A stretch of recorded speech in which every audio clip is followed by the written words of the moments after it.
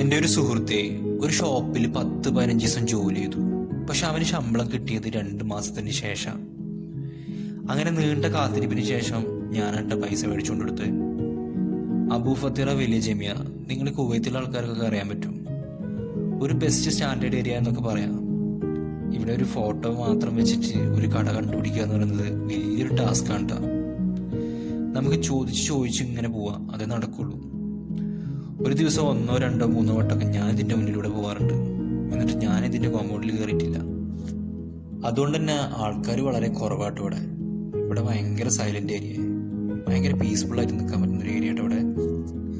സാധാരണ ഒരു ബ്ലോക്കിലെ മാള് എന്നതിനുപരി ഇവിടെ ഒരു ചെറിയ മാളുകൾക്ക് പോലും വെല്ലുവിളി സൃഷ്ടിക്കാൻ തക്കം ഒരു എടുപ്പുള്ള ഒരു ബിൽഡിംഗ് ആണ് ഇത്. ഞാൻ ഈ മാളിൻ്റെ അകത്ത് തപ്പി നടന്നിട്ടോ. ആർക്കും കടയെ കുറിച്ച് യാതൊരു ഐഡിയ ഇല്ല. എൻ്റെ കൂട്ടുകാരനാണെച്ചെങ്കിൽ ഫോൺ എടുക്കണില്ല. ഈ കടയൊക്കെ വിളിച്ചിട്ടോ അവരും ഫോൺ എടുക്കുന്നില്ല.